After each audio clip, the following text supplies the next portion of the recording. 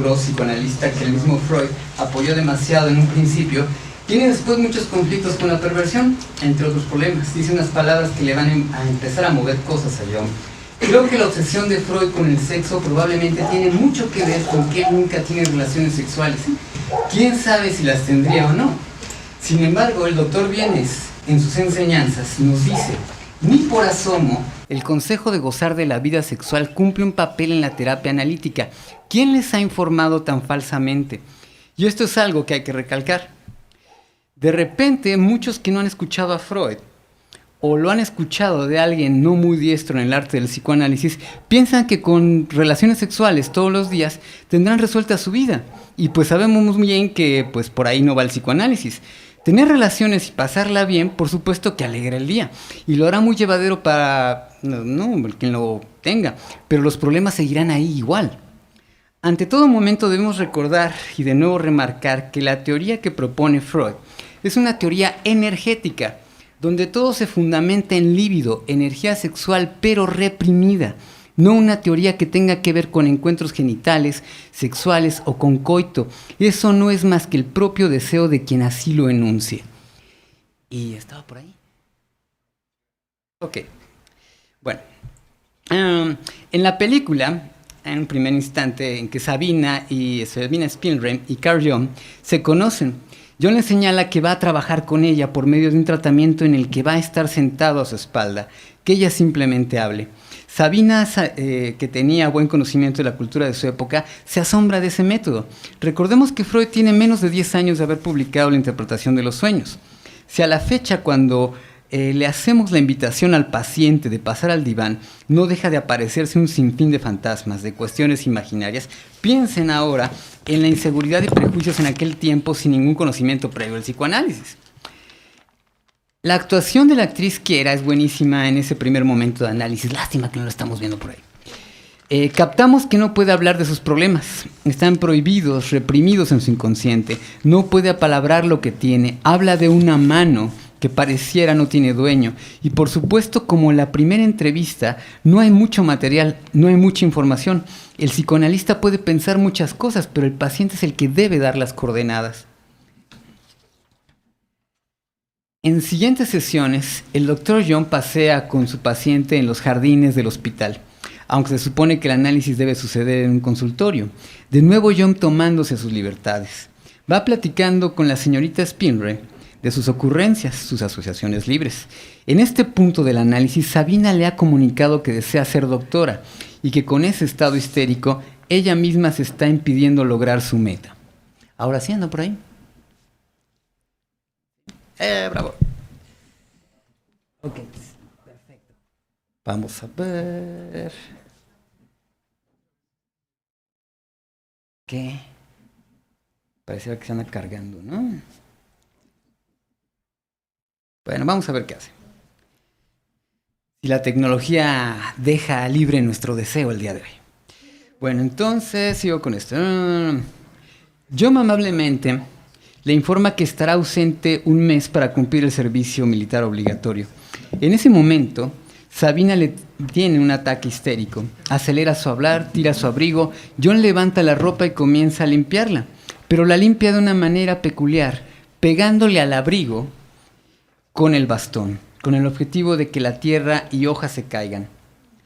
Como el doctor de Sabina, Carl Jung, fue al servicio militar, entonces la señorita Spielberg empieza a realizar diferentes travesuras, pero por supuesto con dedicatoria. Se queja por su ausencia, juega con la comida al igual que una niña, se mete en el fango y termina cubierta de lodo.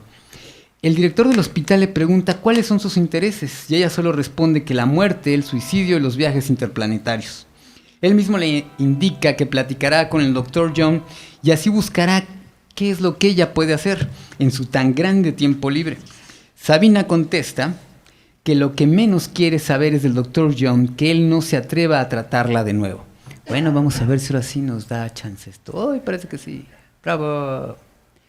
Ok, bueno, aquí hay algo de lo que yo quería mostrarles, nuestros fragmentos. Vamos más cerquita de aquí. Aquí estamos viendo... Regreso un poco. Sí, aquí está Sabina metida en el fango, ¿no? Tal cual. En esa parte es la que estamos. Bueno. Eh, John regresa de cumplir con el servicio militar, busca a su paciente en la habitación y la encuentra en su cama, cubierta con su cobija, aparentando una escena depresiva. John le propone que sea su ayudante, pues sabe, ella se interesa en ser doctora. Sabina incluso levanta la cabeza, pues es una gran sorpresa. Sin embargo, vuelve a acostarse en cumplimiento de su histeria, como diciendo, me sorprende pero no del todo. Le muestro mi deseo, doctor, pero no del todo. Punto que será trascendente en la cura de la señorita Spinrem. Acción ocupacional y productiva, pero sobre todo le permite sublimar. John se hace de la ayuda de Sabina. Hay una secuencia que muestra todo lo que John trataba de hacer, precisamente esta que estamos viendo en este momento. Hacer medir para lo que sucedía con sus pacientes. Podemos observar varias clases de sensores eléctricos, almohadillas húmedas, todo influido por las preguntas que le hará al paciente. Si retomamos el psicoanálisis, esto es lo que Freud deja de lado. Engranes, una luz que va directo a una especie de regla, la cual choca con un cristal, prácticamente tiene la presencia del pulso del paciente a la hora de preguntar. Sabina lleva la medición de las respuestas, la exactitud, la precisión y la obsesividad encarnada en esta escena. Una vez terminada la medición y elaborando muy buenas conjeturas debido al embarazo de la paciente, Sabina pregunta a John si la mujer era su esposa y efectivamente el doctor responde que sí. Y señoras y señores, los cables entrecruzados empiezan a aparecer. Y aquí cito a Freud. Notamos que el paciente al que no le interesaría sino encontrar una salida para sus conflictos patológicos, desarrolla un interés particular hacia la persona del médico. Todo lo que tiene que ver con esta persona le parece mucho más importante que sus propios asuntos y lo distrae de su condición de enfermo. Por eso el trato con el paciente resulta durante un tiempo muy agradable, obsequioso. Procura mostrarse agradecido en cuanta ocasión se le presenta, exhibe finezas y rasgos meritorios de su carácter que quizá no habríamos esperado hallar en él. También el médico se forma una opinión favorable del paciente, agradece a la suerte haberle permitido prestar ayuda justamente a una personalidad tan valiosa. Si el médico tiene oportunidad de hablar con familiares de su paciente, se entera con beneplácito de que ese agrado es recíproco. Hay en la cinta otro momento en las entrevistas donde la transferencia está mejor instalada. Se trata de una plática más íntima. Sabina cuenta a su médico la fantasía de un gato que le dice cosas al oído. No obstante, no se atreve a decirlo todo como se le ocurre. Tiene pena y culpa. Sin embargo, sí dice haber sentido en la noche un animal viscoso como una especie de molusco, el cual se movía en su espalda. Nosotros sí diríamos molusco en la espalda. Cuando se escuchan esos temas en análisis sabemos que no se trataba de un molusco, es un relato con líbido. John lo escucha perfectamente y lo pone en juego. Interviene preguntando si al tiempo esos pensamientos no se estaba ella masturbando. Se da cuenta de la libido en esa fantasía. La señorita Spinrem narra que ocurrió en su cuarto, que tiene que ver con ser golpeada nada menos que por su padre, regañada y castigada. Incluso Sabina palabra que cuando eso efectivamente ocurrió en su infancia se orinó. Y aquí hay un punto muy interesante. Cualquiera pudiera pensar que se orinó del miedo, pero no, se orinó de placer. Podríamos cuestionar estas palabras una vez más, pero en la película ella misma dice entre dientes esto precisamente. John se lo pregunta una segunda vez, con cara de asombro, para estar seguro, y ella lo afirma en voz alta. John llega al recuerdo, al momento, y ella al fin se atreve a pronunciarlo. No solo llama la atención en la cinta este tema, dicha información le está ocasionando problemas al analista. Se está libidinizando. Tiene escucha, pero no sabe cómo reaccionar ante tales temas. En pocas palabras, Sabina muestra que tiene rasgos masoquistas, asumiéndose culpable por ser sucia y corrupta. Eso es lo que ella va cargando, lo que no podía palabrar, pero a John su historia no lo deja tranquilo. Si uno es capaz de aclarar de nuevo la situación, reconocerá como la causa de la perturbación el hecho de que el paciente ha transferido sobre el médico intensos sentimientos de ternura. Esto es la transferencia. ¿Se fijan? Ha transferido sobre el médico intensos sentimientos de ternura, que ni la conducta de este ni la relación nacida de la cura justifican la forma en que esta ternura se exteriorice, y las metas que aspire dependerán desde luego de las circunstancias personales de los dos participantes. Si se trata de una muchacha y de un hombre joven, recibiremos la impresión de un enamoramiento normal. Hallaremos comprensible que una muchacha se enamore de un hombre con quien pasa mucho tiempo a solas y puede conversar de cosas íntimas que, además, se le presenta en la ventajosa posición de un auxiliar superior a ella. En la cinta tenemos prácticamente 3 análisis: el análisis de Sabina hecho por Jung, el segundo el análisis de Jung hecho por Freud, y el último el análisis de otro Gross por Jung, pero que parece más bien que esos papeles están invertidos. Para todo psicoanalista es un momento muy importante cuando en la película aparecen Freud y Jung, y aquí los tenemos, ¿no? En la casa del creador del psicoanálisis, acompañándolos la familia de este último y la esposa de Jung. Todos sentados en la misma mesa, y justo cuando comenzamos a disfrutar del momento, Jung trae a la plática la propuesta de cambiar el concepto de libido. Porque a la comunidad médica, dice él, le hace mucho ruido. Nosotros agregaríamos, ¿sería la comunidad o a él? Llamamos transferencia a este nuevo hecho que tan a regañadientes admitimos, dice Freud. Creemos que se trata de una transferencia de sentimientos sobre la persona del médico, pues no nos parece que la situación de la cura avale el nacimiento de estos últimos. En la película tenemos la posibilidad de observar cuando Jung le cuenta por primera vez a Freud un sueño. Freud no duda en interpretarlo. Hay un caballo que va desbocado, pero se atraviesa un tronco que lo quiere frenar. Después aparece un carruaje que también lo quiere frenar. Freud lleva al sueño hacia el embarazo de la esposa de Jung. No obstante, hay un detalle con la experiencia de Freud que alcanza a escuchar: un tronco en comparativo de un pene. Muchos podrían criticarlo, incluso burlarse con que una vez más Freud, su sexualidad, está viendo penes por todos lados, ¿no? Pero no profundiza en eso casualmente. En cambio, le señala a Jung que si uno de sus pacientes le hubiera contado ese sueño, le diría que todos esos elementos son disuadores, sobre todo alrededor del caballo y su fuerza. Por lo tanto, y muy probablemente, así lo dice Freud, hagan referencia a la represión de un rebelde deseo sexual. Freud le pone el tema que más le mueve a Jung en sus narices. Y Jung, como todos nuestros pacientes, contesta con un «ah, sí». Muy insípido, ¿no?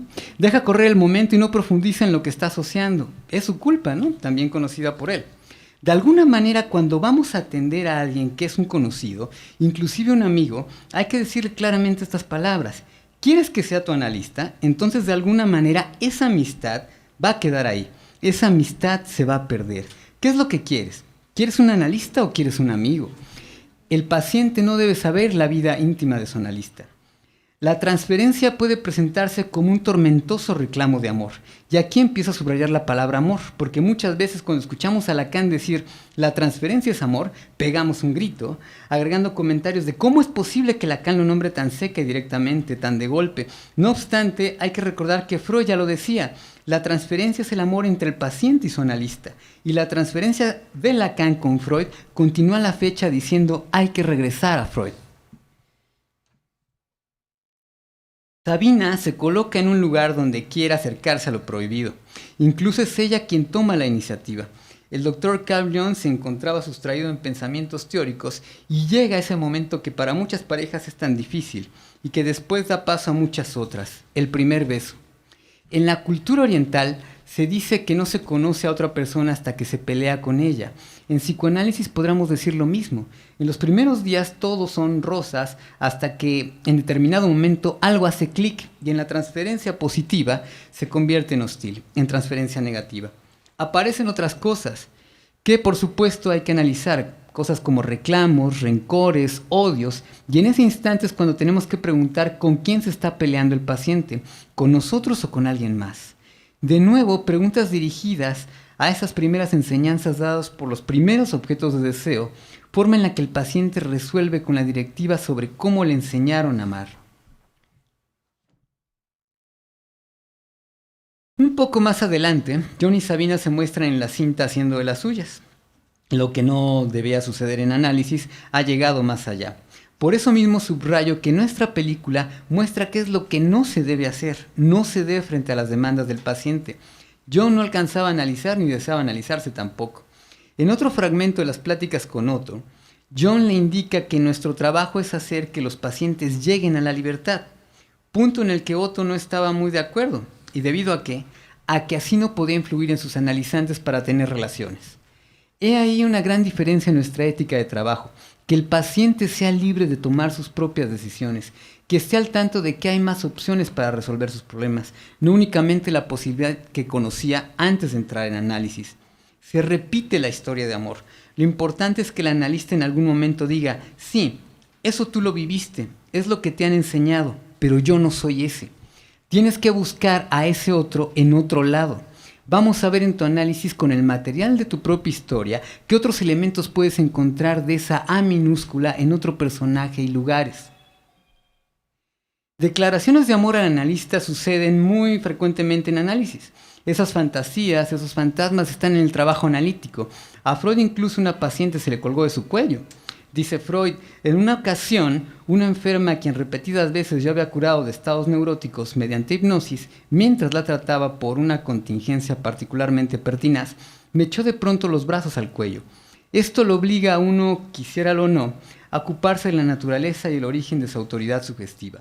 Por eso es que antes de ser analista se debe pasar al diván y tomar las herramientas que el análisis provee y saber qué hacer cuando el paciente nos transfiere sus sentimientos.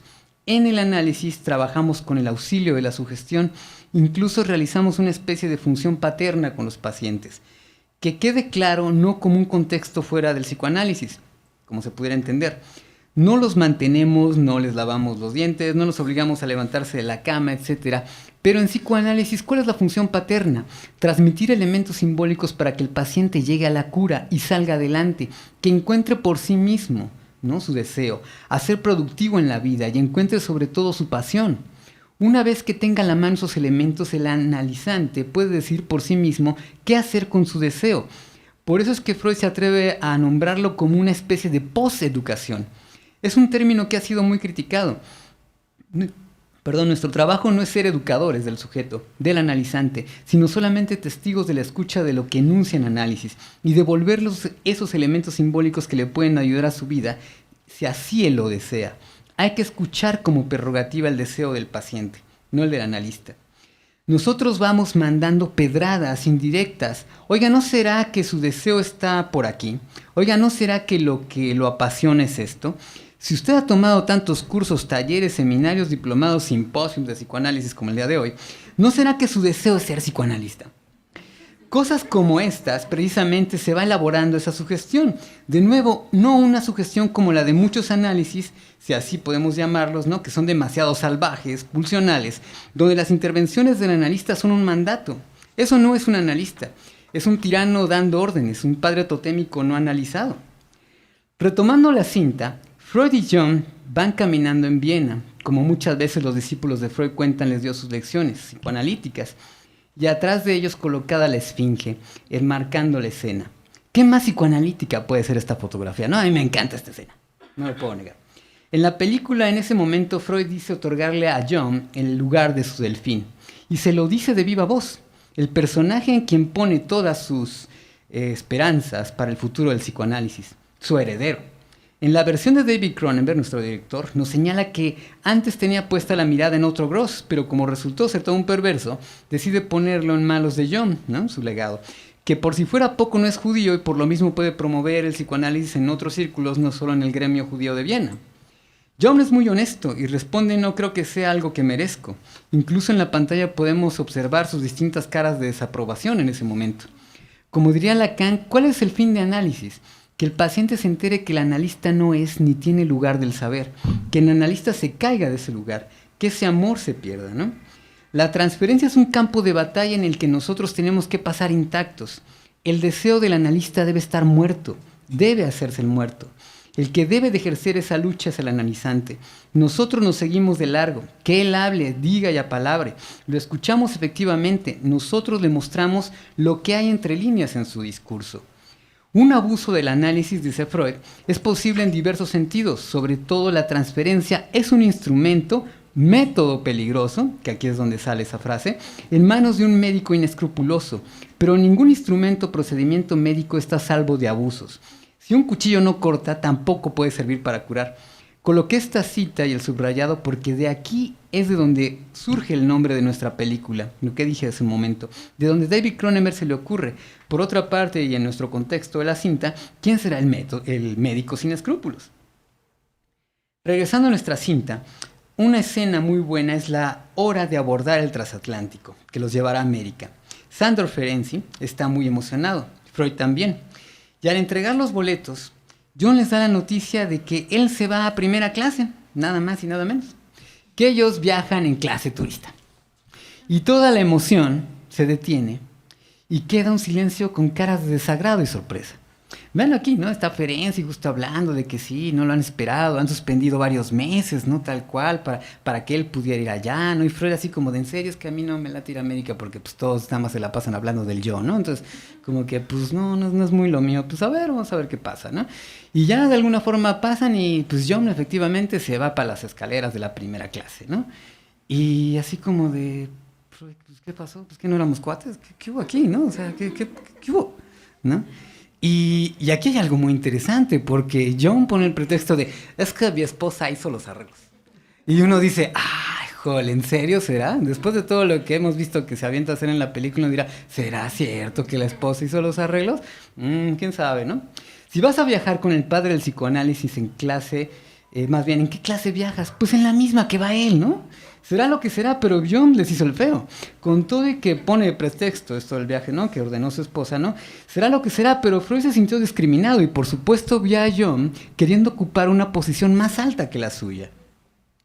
Ya en el mar, John platica otro sueño, uno de los últimos que le cuenta a Freud. Un oficial de aduanas muy decrépito estaba revisando el equipaje de todos los pasajeros. Llevaba un viejo uniforme imperial y John observaba cómo caminaba de forma melancólica y con la expresión contraída, cuando de repente alguien dijo, en realidad no está ahí, es tan solo un fantasma que está esperando morir de forma apropiada. Y Freud interviene. ¿Es el sueño completo? John afirma que así es. Freud continúa. Si sucedía en la frontera astro-suiza, tiene que ver con este viaje, es decir, con nosotros dos, ¿no? Todas las personas están siendo registradas. Tal vez sea una indicación de que las ideas que antes intercambiábamos con tanta libertad son ahora objeto de duda y examinación. Hay una reliquia anticuada. Tiene que tratarse de mí. A quien has aniquilado de forma misericordiosa. Un deseo de muerte muy humano. Podemos ver a John con la cara de ups, le atino. Incluso trata de reparar el mal sabor de boca señalando que quizá es así, pero que sus ideas seguirán siendo inmortales. Bien bonito, ¿no? Freud hasta finge una sonrisa, ¿no? En ese momento. John en esa misma culpa trata de cambiar el tema preguntándole agradablemente a Freud si tiene algún sueño que quisiera informar, ya que hay una situación muy importante. John nos está dando la información de que en ocasiones también Freud ocupaba el lugar del paciente. Es decir, hay otro análisis en la cinta, como dice Lacan. Aquel que habla de inmediato se convierte en analizante. Freud responde que tuvo un sueño tremendamente elaborado un día antes, especialmente rico. Me encantaría contártelo, pero no sé si debiera. John pregunta la razón de no hacerlo. Freud le señala que si es así, es porque no le gustaría poner en duda su autoridad. Una bomba para John. Un límite que Freud intentó poner desde su deseo para que John lo colocara en el lugar del líder y de paso desquitarse de los arreglos de las habitaciones del viaje.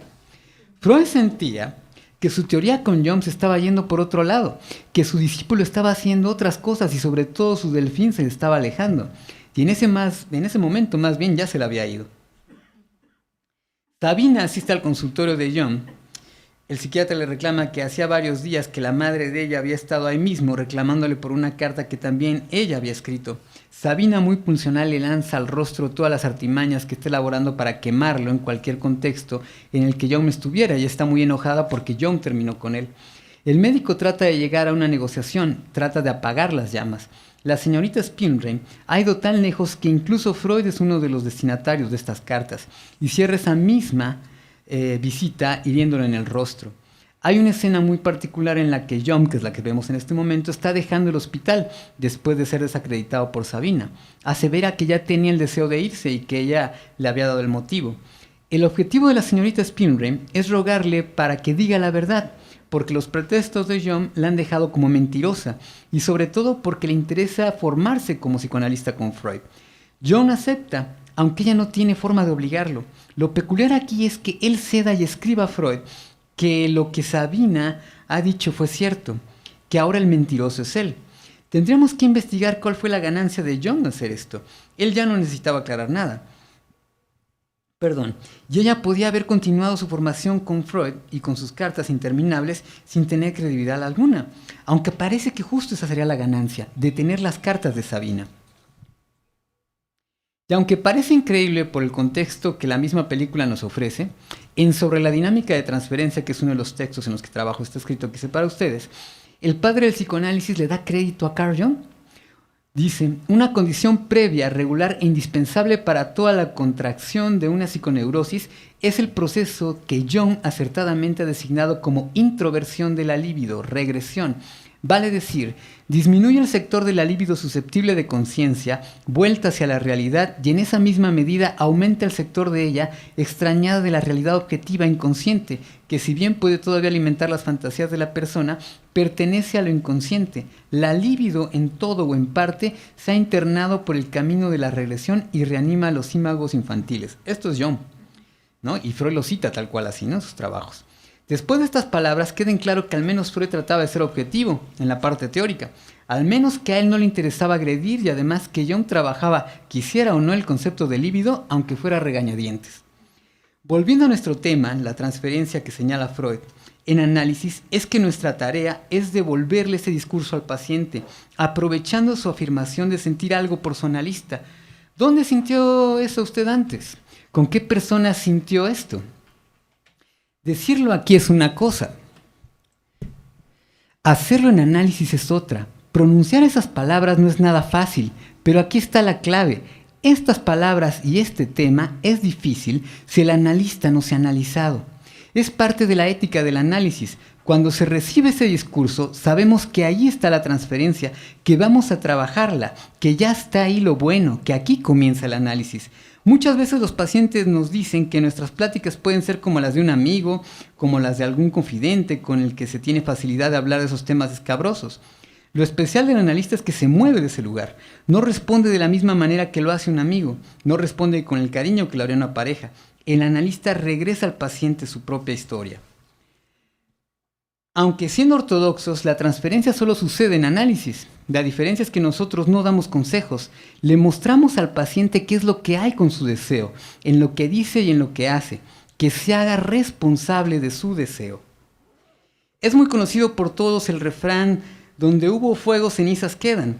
La película nos muestra otra escena donde John y la señorita Spinrem encarnan este dicho, vuelven a encontrarse, después de las peleas y las cartas. ¿Quién tiene ganas de ver a alguien que le hizo la vida desastrosa a otro, no? Los antes amantes, ¿no?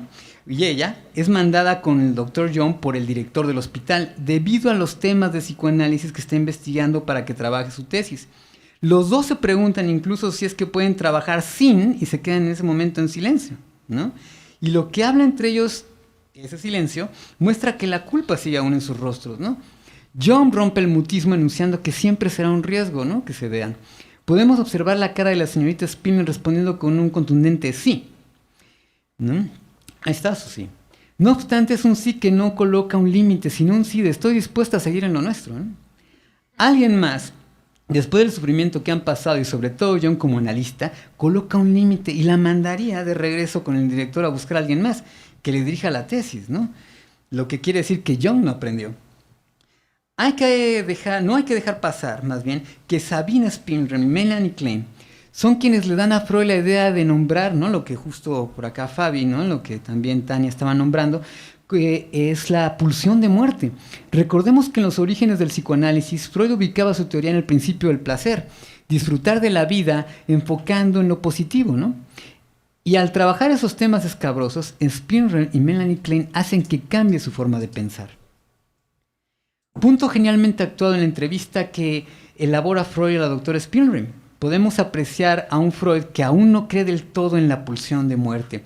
Interroga a Spinrem, como lo vemos aquí, y ella le responde desde sus investigaciones. Por si fuera poco, Sabina le cuestiona a Freud sobre su disputa con John, punto que Freud niega rotundamente, e incluso le asegura que compartirá una reunión editorial con John en Múnich, donde tendrá la oportunidad de verlo y saludarlo con mucho agrado, así como no. Sin embargo, no deja de hablar y toca el tema de sus diferencias. Asegura que las mentiras sobre su aventura, su comportamiento,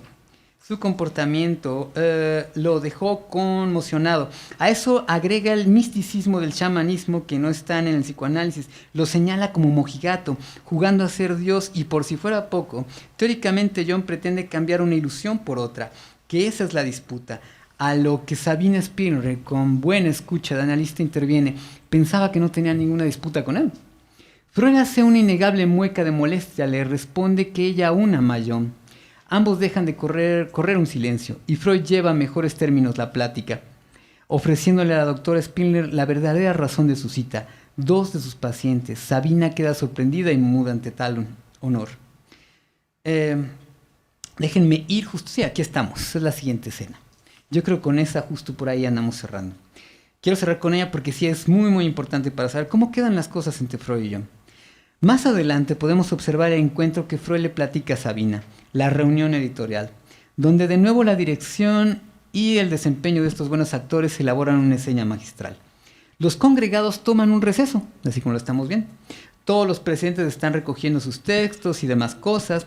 John está sentado en el extremo de una mesa rectangular y en el otro lado opuesto está Freud, colocados cada uno a los lados de un simbólico ring. En ese preciso momento, aprovechando que los demás están más interesados en Salim, John lanza una pregunta, ¿no?, sobre el origen del monoteísmo a Freud. Es decir, el director David Cronenberg coloca a John investigando sobre mitos, arquetipos y su inconsciente colectivo. John afirma que el monoteísmo surgió a raíz de ciertas pulsiones patriarcales. Freud asiente y señala a Akenatón como el primero en desarrollar la extraña idea de que existe un solo Dios entre los faraones, ¿no?, y que además quitó el nombre de su padre de todos los monumentos públicos. Borra el nombre de su padre, curiosamente, diría Lacan. John arremete con que esa historia no es del todo cierta. Freud voltea a verlo y le devuelve sus últimas palabras a manera de análisis, creando una duda, ¿no cierta? John, sin ver directamente a los ojos a Freud, afirma de nuevo su postura con un no rotundo. Freud le refiere entonces, ¿será un mito?, en tono bien irónico. John contesta más ágil y seguro, no. Y señala que lo que quiere decir es que hubo dos motivos perfectamente sencillos para que Natón, o Amenofis IV, como prefiere llamarle, decidiera eliminar el nombre de su padre de los cartuchos egipcios. Primero, era algo frecuente que hacían los hijos de otros faraones, quienes no deseaban que el nombre de sus padres continuara siendo moneda pública. Freud lo interrumpe con otra pregunta, de la misma forma que tu artículo del anuario no menciona mi nombre. John le contesta, ahora sí mirándolo a los ojos, tu nombre es tan bien conocido que difícilmente merece mención. Freud le pide continuar. Y entonces John dice, segundo, Amenofis solo tachó la primera parte del nombre de su padre, Amenhotep, porque el suyo era compartido por Amón, uno de los dioses que estaba decidido a eliminar. Freud concluye, tan sencillo como eso. John le señala que no le parece excesivamente simple. Freud retoma la discusión agregando, ¿y crees que tu hombre, como quieras llamarle, no sintió ningún tipo de hostilidad hacia su padre? John responde que no tiene pruebas. Por lo que sabe, Amenofis podía haber pensado que el nombre de su padre era ya muy conocido. Y señoras y señores, John se mete un autogol. Freud, como buen analista, se da cuenta de lo que está hablando John entre líneas. Es el deseo de matar al padre, de matarlo simbólicamente a él, igual que en su relato del sueño del militar con traje imperial anticuado. Inesperadamente, a Freud le empieza a faltar el aire, como lo vamos a ver justo en unos segundos. Trata de mantener la postura, de desabotonarse el cuello, necesita recargarse en algo, el bastón no le sirve. John no alcanza a darse cuenta, corre en su auxilio, vean esta escena, ¿no? Ahí está, le falta el aire, ¿no?, se desabotona el cuello, ¿no?, necesita recargarse en algo, el bastón no le sirve. John alcanza a darse cuenta, corre en su auxilio y en unos segundos Freud cae sobre la alfombra. John, con rostro de espanto, toma a Freud entre sus manos levantando su cabeza. El padre del psicoanálisis, tratando de recuperarse, le pronuncia suave y lentamente a John. Aquí lo tenemos. Qué dulce debe ser morir, ¿no? Su delfín, su hijo teórico predilecto, lo estaba matando simbólicamente cara a cara. Para esa época Freud ya había escrito Totem y Tabú, como respuesta a los escritos sobre mitologías de John. Freud sabía muy bien lo que estaba sucediendo ahí. Hasta donde hay registros, Freud se desmayó 2 veces frente a John. Bueno, y me detengo por aquí porque justo ya el tiempo se nos ha comido, ¿no? De alguna manera les agradezco, ¿no?, este espacio, que hayan tenido paciencia, ¿no?, en cuanto a todo lo que tuvimos que hacer técnicamente. Les agradezco a todos los que me ayudaron en esto. Y les puedo decir, si yo he narrado, ¿no?, parte de esta película, le he querido analizar con las transferencias, los escritos de transferencia, yo las invito a todos a que vean la película. Si de alguna manera esto les agradó, le encontraron cosas que les pueden de alguna manera servir, créanme que al verla va a ser muchísimo más después de lo que justo hablamos por acá. Así que les agradezco el que hayan estado por acá, quedándose otro ratito más. Gracias. Gracias a ustedes.